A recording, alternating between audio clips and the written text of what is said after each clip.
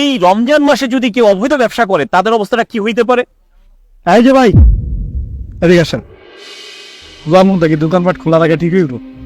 আর ওটা এই যে একটা মাস চুটায় ব্যবসা করতে হবো, ব্যবসার টাইমই তো এটা বেটা। তুই একদম এই জায়গা থেকে শুরু করে পুরোটা ঘুরায় পর্দা দিয়ে দিবি।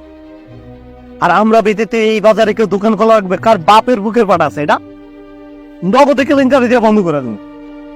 তাহলে ভাই দামের বিষয় না, দাম এলাকায় যেহেতু একটা দোকান খোলা থাকবো না, তুই যা রাখবি তাই দিয়ে কিনতে বাদ। ভাই একটা জিনিস খেয়াল করেছেন? ভালো কথা বুঝছো? এই যে ইদারিং বিভিন্ন জায়গায় ব্যবসা প্রতিষ্ঠানগুলি পুরা সাফ হয়ে যেতেছে, একদম ছাই হয়ে যেতেছে। এটার কারণ কি জানেন? অবৈধ ব্যবসা। এই যে সুদে টাকা নিয়ে ব্যবসা করছে, মানুষের মাপে কম দিচ্ছে, মানুষের ঠকাচ্ছে, এই কারণে আল্লাহর তরফ থেকে ডাইরেক্ট গজব নাজিল হচ্ছে। আপনি এবার বুঝেন ভাই, এই রমজান মাসে যদি কেউ অবৈধ ব্যবসা করে তাদের অবস্থাটা কি হইতে পারে? এই যে ভাই, এদিকে আসেন। ভাই একটু রাখেন তো। জি ভাই, এদিকে আসেন। আপনি এতক্ষণ আমার ইন্ডিকেট করে কি করলেন?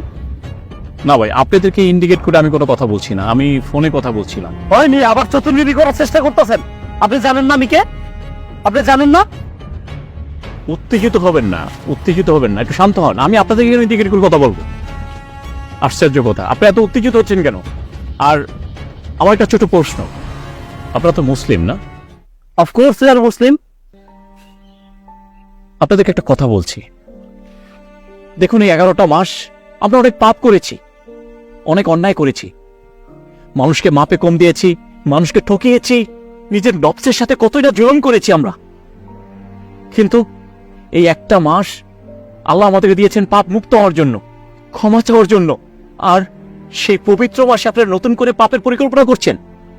আফসোস ভাই, আফসোস। আমি এতক্ষণ ওখানে বসে আপনার কথাগুলো শুনেছিলাম। আমার তো ভয় হচ্ছে এটা, যে এই পাপের ফলস্বরূপ কখন জানি আল্লাহ আপনাদের উপরে গজব নাজিল করে। কেন বুঝতে পারছেন না আপনারা? দেখুন, এই রোজা হলো অন্যায় থেকে, পাপ থেকে মুক্ত হওয়ার একটা ঢাল স্বরূপ। আর সেই অন্যায় আপনারা বারবার করছেন। এখনো সময় আছে, দিনের পথে ফিরে আসুন, আল্লাহর পথে ফিরে আসুন। আসসালামু আলাইকুম। কিরে শিরা, উনি যা বলে গেছে প্রত্যেকটা কথাই তো সঠিক। আর জিহারে আগুন লাগতেছে, যে কোনো মুহূর্তে তো আমাদের উপরে গজব নাজিল যেতে পারে। রমজান মাসে আসলে এভাবে অবৈধ ব্যবসা করা সত্যি ঠিক হইব না। আমি তেরপন্ন অর্ডারটা না করে দিই। ও ভাই,